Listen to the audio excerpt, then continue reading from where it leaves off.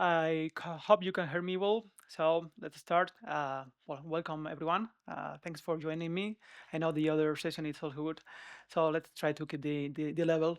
So the topic for today that I want to cover is how we can make compliant infrastructure using or generated by AI. So AI copilots are already helping developers on building infrastructure.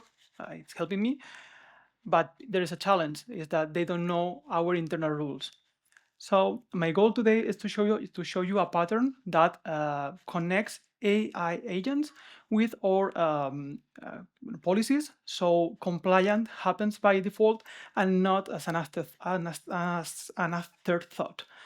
So during the session, I'm going to start with the motivation. I also want to introduce the technologies that I'm using for this prototype I'm working on. I also going to run a pre-recorded demo to show you some examples of how it's working right now. And then lately we'll show we'll go through a deep dive of the tech stack and benefits, limitations, future outlook, and lunch. So, I have already that introduction. Thanks, Elena. That's about me. But something she didn't mention is what I'm not. Is I'm not an AI expert, and for me it's important to mention this because what I mean is that everyone here, if you are even if you don't have any previous experience with building something for AI, you can build a solution like this. And now let's start with a clear idea. AI can generate infrastructure code, but it can ensure infrastructure.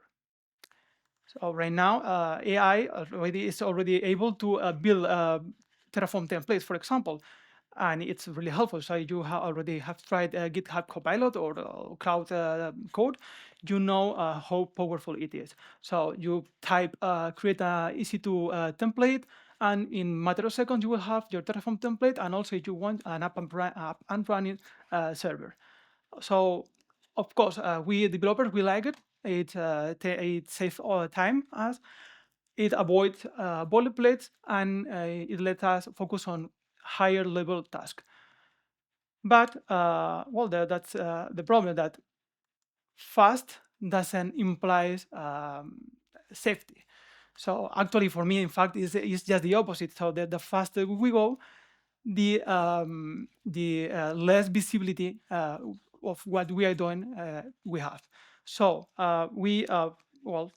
when we use generated configs, we can by mistake apply changes like an open security group. We can have other little errors like don't having the correct tags or following the naming convention.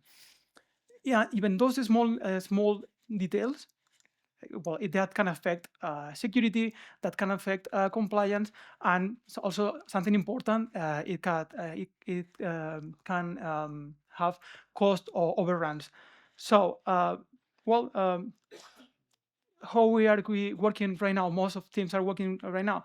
Well, we are still relying on manual reviews, and manual reviews doesn't scale. So we need to find solutions. So there is a clear gap. The AI gives speed, but governance isn't available during the generation time. So this is the back define what cloud governance is. So cloud governance is a process of defining, implementing, monitoring a framework of policies that guides an organization's cloud operations. So, cloud governance should be there to ensure security. So we need to enforce IAM rules. We need to limit access network, and we also, for example, need to make sure that we have encryption enabled there where it's needed. It also must enforce compliance. Sometimes it's not just about standards, the internal standards of our company. So there is also industry regulation. For example, if you're working with a pharmaceutical company, you need to know that all the services that you're going to run in the cloud should be HIPAA compliant. Then we have also, it also needs to give cost control. So we don't want to spend money. We don't want to have a machine running forever if we are not going to use it anymore. And finally, we also, well, the code of governance should ensure or brings consistency. So if we have several environments, several accounts, and several teams, we need to make sure that we have a same rule for applying for all of them. Because otherwise, governance could become chaotic very fast.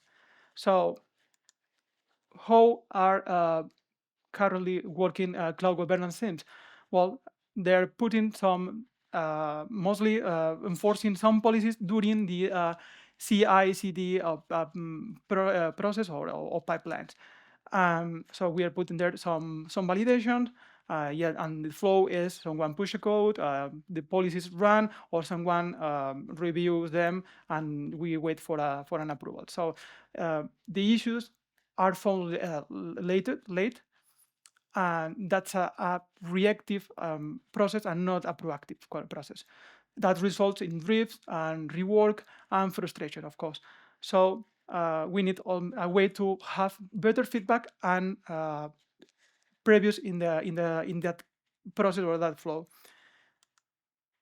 And well, one of the governance or the core governance best practices is to add infrastructure as code.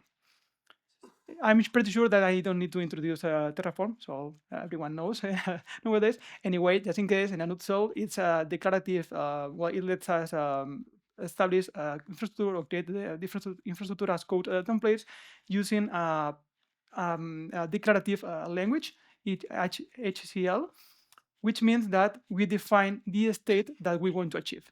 So well, it's also vendor neutral, so it's I can say it is the standard today of policy of infrastructure as code. So all the major cloud service providers works with Terraform and hundreds of other services. And so, well, we know it's powerful, but also risky, because it's quite easy. You have created a template in Terraform. You can add, for example, a count parameter, and instead of put one, I can say launch 100 machines with a single mistake. So there is why we have also the another important piece of the solution is open. Well, in this case, the policy as code, but in this case, we are going to use open policy agent. So it works similar to Terraform. So it's a way to define policies through templates. It uses also a declarative language. In this case, it's Rigo, but it's quite simple. So it just evaluates JSON input, and it will return whether something is allowed or denied. Just a decision. That's all. So yeah, and it doesn't matter the format of the JSON, because you are going to define the way you want to read that information from the JSON. It's also widely used, mainly in Kubernetes as an admission controller, but also in these Terraform workflows, Pulumi, and other APIs gateways. So, well, how it works. There's here you have a clear example. So on the left side, you can see there is a template where we are defining all the allowed types that we want to let developers to use. Then below, we have just a rule. So in this case, it's an allow rule. And how it works. So if you take a look on the right side, it says for the rule to be activated and just to return allow, all these instructions must be true. So in this case, let's take, for example, that in our template, we have an EC2 instance with a T3 micro type. So in the first rule, I cannot see it well, sorry. It says input resource type equal AWS instance. So it's true. Then, okay, let's go. Action is create a new resource. Okay, true. Then next, instance type is in the allowed types list. Okay, and finally, just produce a message. So in this case, we have an allow. If we want to define a deny, it's exactly the same. We're going to find that it's the same, exactly the same. It should produce a true at the end of that validation. So, and now is where AI comes into the solution. So AI or LLMs don't know our policies unless we tell them. So by default, it's also fair to say that they use best practices. So if you type create an EC2 instance, it's or a security group, it's not going to say, okay, let's open all the ports. So it's smart enough to follow the best practices, but sometimes best practices are not aligned with our internal process. Then also there is another variable that prompting people is unpredictable. So we don't know what people are going to put in the chat, create an EC2 instance or create a server or whatever. So, and also there is another piece is that we don't know how that model or the version of the model we are going to use is taking that information or is going to interpret that information. So again, we need a programmatic way to inject policies into the process. And then model context protocol. Model context protocol was designed just for this. It perhaps you don't know, but it's a new normal. It's the trending topic of 2025. So everyone is talking about MCP, and here I am also doing the same. So it's an open standard created for main companies in the world, and then it exposes it. Or the idea behind that is to define a standard to expose tools that can be consumed by the or LLM. So it could be an API, an external API, or could be a database or whatever. So it just defines the way that all LLMs should consume or interact with these tools. And here, well, we have the first example of the solution of the prototype I'm working on. So here I have the two tools that are exposed through my what I said before, OPA or OPA agent, or the one that we are going to use in our MCP. So the first tool name is TF config assistant. Descriptions, well, let's go through the example. Example says, help me create a compliant AWS Lambda function in prod. So this tool is able to intercept that kind of prompt and validate or goes to my OPA server, check if there is any constraint that apply for our template, and that return all the complaints that apply for this change of that service. And then we have another tool, validate Terraform plan. This one, it will receive the Terraform plan in JSON format, and then it will just go through all those rules I showed you before. Those are allow or deny, depending on the process that we want to follow. So something I want also to mention before going to the demo. Something that the MCP defines, the standard, is that all the tools must be discoverable. So that means that when the host connects, it can see all the tools and resources that are available in our workspace. But is the host the one who is going to decide which the invocation strategy? Sometimes it's just because, well, someone explicitly says, I want to use this tool, or just because we are letting the LLM model just go follow the plan you are going. You need to produce the result I'm waiting for. And this will be the flow for our tool. So the first, the user type, I need an EC2 instance in prod. Then the host will send that information, both the prompt and all the tools that are available to the LLM, and LLM will decide whether to use it or not. Once the model have that information back, that moment will decide whether it need to continue with the process or calling another tool, or it already have all the information required, so it's just going to format that output and send it back to the user. So let's put all of them together. So now we have talked about governance, we have talked about OPA, we have talked about Terraform, and finally MCP. But we need to see how our flow will look now. So starting from the left side, this is where we are going to start with the security. I'm sorry, I clicked go ahead twice. But the first one is where the developers live. So it's in the code editor, right? So there we have our MCP tool now, and it's able to build our templates, applying all the policies that are needed, so that our company said that are needed. Then we will commit our code to it, and there we have the first validation. So you remember I have two tools. The first one is to retrieve constraints, and the second tool is to check those, apply those rules. Now, if everything is okay, we can move to the next step, pipeline. Now our code is ready to go to production. And then we are going to again run that validation. This is not a safety net. Sorry, it's a safety net, but not the first line of defense. So, and also we can apply more generic or something or integration test or whatever that is needed at this moment. And finally, well, probably we are going to have fewer, or the intention is to have fewer errors. And if there is no errors at all, we are ready to deploy a secure compliance code. And let's see this how it works. So I think it's better than all this works. So well, I'm going to run. I don't know if I am able to click on that. See, yes, okay. So I cannot see it here, so I'm going to put it on this side. Okay. I don't know if there's any way to improve the resolution. Sorry for that, but otherwise, I think you're not going to understand anything.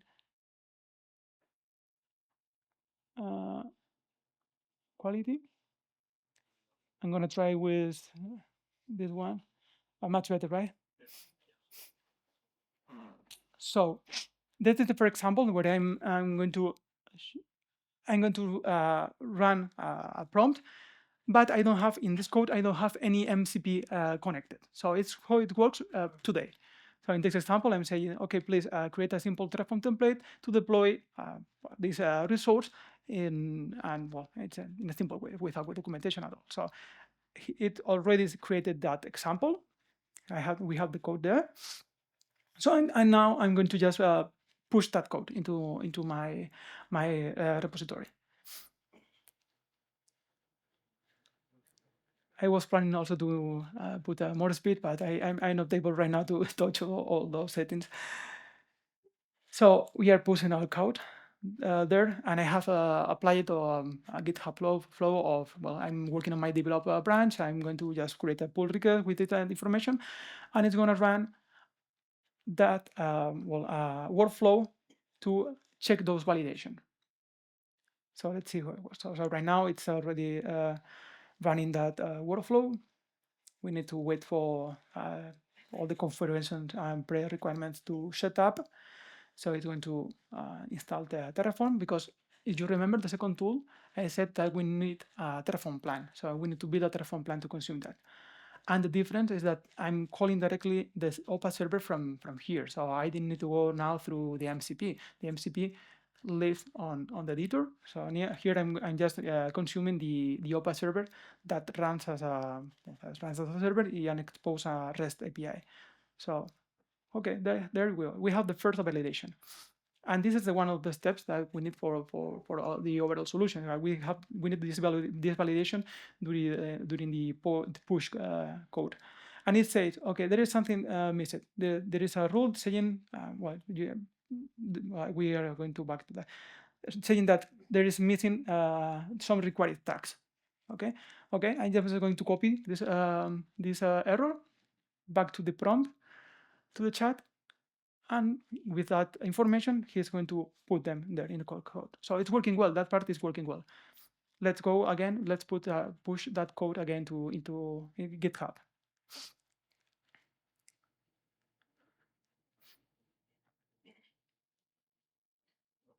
Okay. This demo takes like three minutes. So and there is a couple of more demos, also of 3 or 4 minutes. So we are running the game that, so we are start thinking about that rework I was talking before. So if we don't have that previous validation in our code editor, we need sometimes to execute test, check if there is an error, and see if the next time it's already fixed. And here, well, this is an interesting example. So you will see in 20 seconds. Okay, it's running again, the validation. Oh, wait, there is another error. So it's a different error from the previous one. Let's see what the error is. I've stopped, we'll stop here.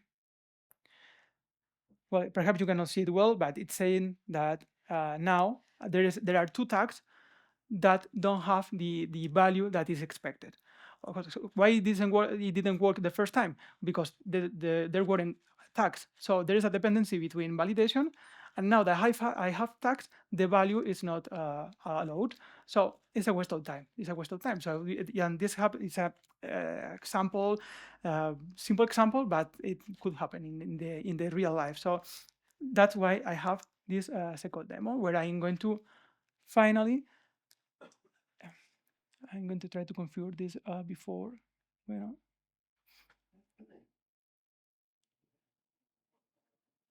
hope you can see it well. So now I have the same example, but in this case, I already connected that MCP in my code editor. So in this case, well, in VS Code, you need to put well, there's a way to do it with a workflow, but in this case, you just need to put a file in this hidden folder with the URL of your service or the path if you are running your MCP locally. We will talk about that later, but in my case, I am running my server in a hosted solution. So you can see the model has discovered that there is a tool available that can be applied for this prompt. So in the first step, he has created all that is needed. So right now, with the same prompt or similar prompt, I am having the final solution. So I have all I needed at once. And also for more than that, we have a good explanation. So that's what I say before, that the other way we don't have feedback, so we know that something is broken, but we don't know how to fix it. So now we have the solution, but also we have information.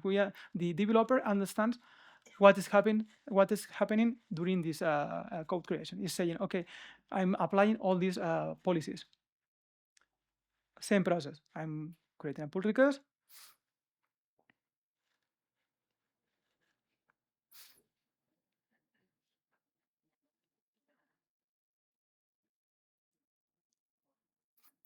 And let's see how it works. Installing all that's needed. Okay, this is what I was saying, right? That we have all that information. It's saying, oh yeah, am I applying the best practices? I'm configuring all what is needed, and also retention policy, because it's one of the policies that you have in your configuration, in your governance configuration. So let's go back, and here we have some of the checks. Okay, so everything went well. So this was that. So if we see the difference between them, is that well, we didn't need only one in this case one run to have all that we need. So now we are able to merge that code, and well, in this case, as part of this workflow, I have set up also a rule that says that once the merge we merge code into the main branch, it's able to or it's safe to apply a Terraform or to execute a Terraform apply. So it's going to run again another again the same process, but in this case is going to deploy the code directly into AWS. So we are going to have that, in this case, a CloudWatch resource running in 3 minutes and a half. That we is the time that took for this demo in one X speed. So I think I'm going to move directly to the next part. Yeah, you're going to see that it's validating again. It's everything is okay. But in this case, it's going to continue with the Terraform apply. It says that Terraform apply, that last green check is there. The code it's there, it's working, and it's safe. So that's the important takeaway from here. So let's move to the final part, this demo.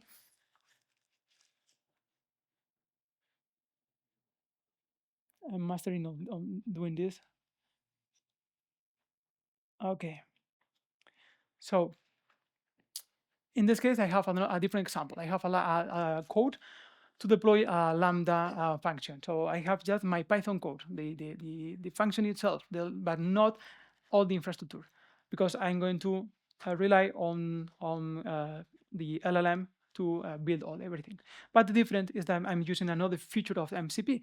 Right now, I'm using one pre-generated prompt.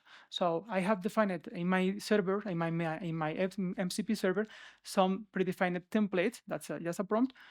So I don't know if you had time enough, but when I selected that manually, that I want to use that prompt, it was asking for some input variables. So in this case, let me know which cloud you need, which resources are you planning to build, and in which environment that you want to deploy that. So I say, I think AWS Lambda dev environment. So well, you can see that now it's different from the previous part, because now it has all the information that we need to build this, not only build this, but also to validate or our rules from directly from here, from not from GitHub, but from the code editor. So it takes some time because, well, it needs just to follow a plan. In this case, it's check the configuration. In the first time, I asked for a Lambda function. It creates the Lambda code. But the rules says when you have a Lambda function, we need to also define an IAM role for the Lambda function. So that's why it calls the same tool twice, because the first time was for Lambda, the second time, and now it knows now that he needs also, because of the policies, he knows that it needs CloudWatch log. It needs also that IAM role. So, and now we need to validate the constraints for these new resources that are being applied in the same chain. So finally, we want to validate that Terraform plan. And since I put a condition that it should be compressed and encoded in base 64, the LLM knows that he needs to run some commands before using my tool. And that's all. So we can see in the output that there is no violation of the policies. So it can continue with the Terraform apply directly from here. It is safe because now we have everything in place. We don't need manual approvals. We don't need external votes because we have checked everything that is needed from here. It doesn't mean that it is the correct flow or what I'm expecting. No, I still believe that we need to go first through the GitHub, and just in mature case we can go to look for real CI/CD. So okay, so it was applied. We see that the change we have our Lambda function running, and now we are going to ask with another prompt the LLM to test that this Lambda function is working. So I'm saying, please create an invocation command for this Lambda function, and also I want a small Python script to test if it is working as expected. So, well, I left this here because that's the reality. So LLM sometimes in the first time doesn't know how to build something, but it can understand that there is an error and fix that itself.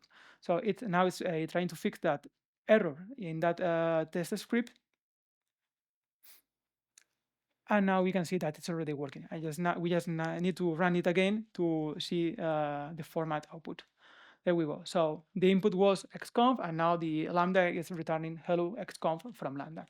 So that's all from this part of the example. I just want to move forward.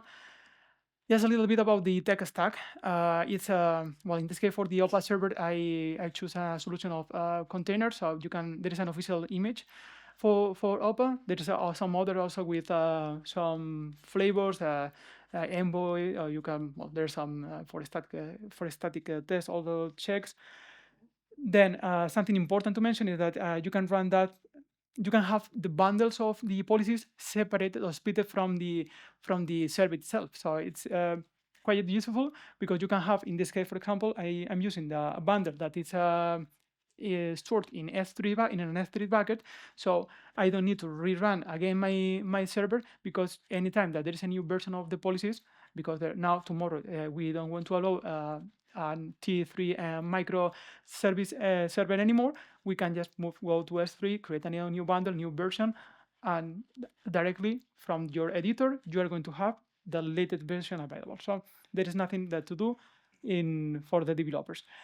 Uh, Also, I have split constraints from the rules, from the policies itself. So in that example before, we put in the Rigo template both the list of allowed types and also the rule. Now I have those constraints. So in this case the list of allowed types in an JSON file.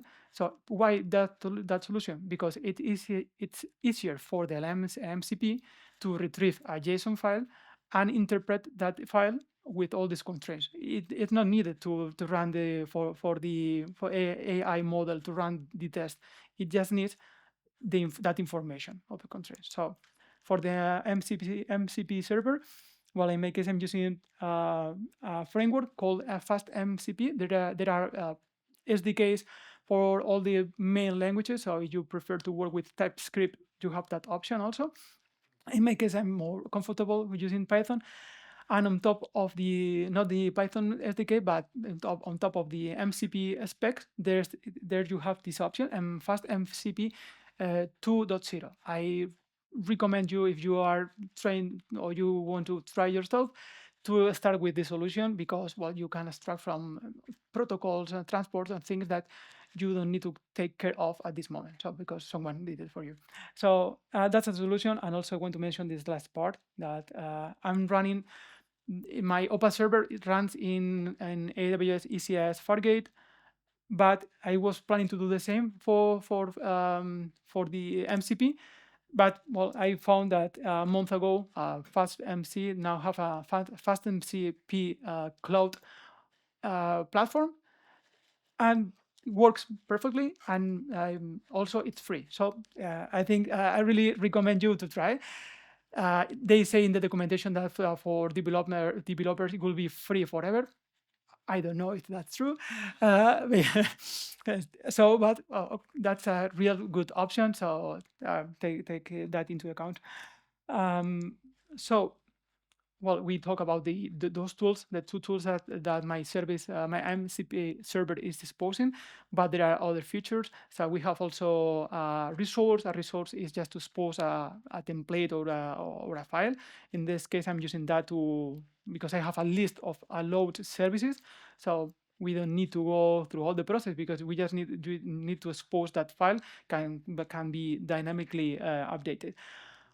Then we have also prompts catalog. So in the last example, I have been using the create compliant infrastructure, but there are other prompts that I have prepared. And that's the way that we should work, because, as I said at the beginning, if we cannot just trust on the unpredictable prompt from the user, because there are some LLMs that are going to interpret that way or in another way. So if we have a well-defined template where we are explaining, okay, we need this, use this tool. Later, if there is an error, try with another type of encryption or whatever. We have a plan that is going to be interpreted by the LLM in a good way. So, wrapping up, we have a list of benefits for all the members of the team. So we have developers that have more autonomy.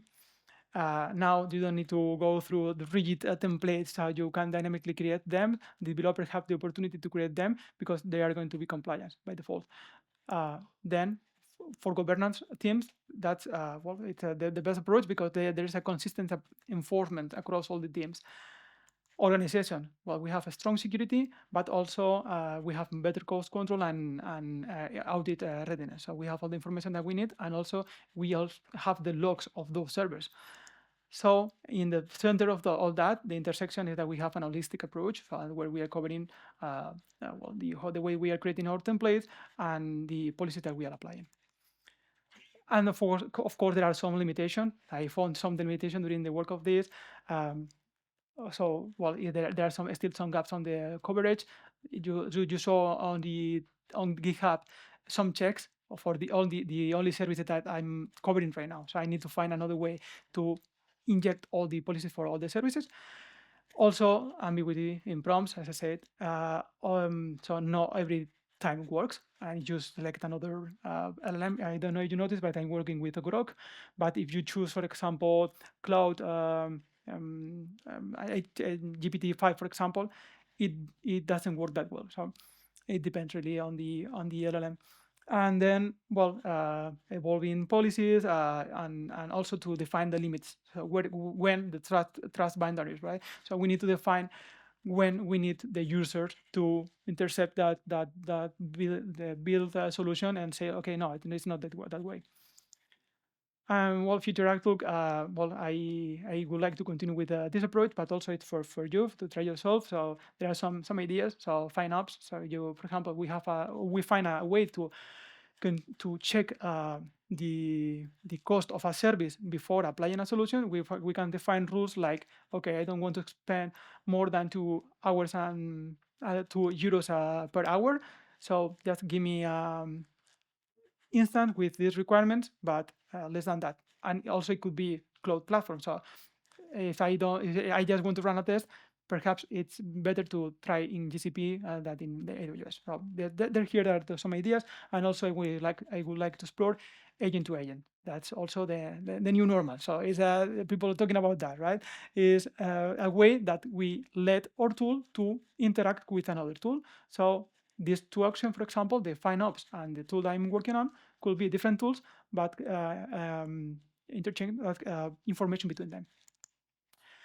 As a close up, so those takeaways that I would like to bring with you today is that first of all, AI alone isn't enough. Actually, we need to take care more than ever on what we are doing. Then, well, the OPA or the Open Policy Agent plus the MCP close that gap. So they make policies available at the moment of the generation. And third, well, shift left, stay compliant, move fast, and safety. So, well, that's all.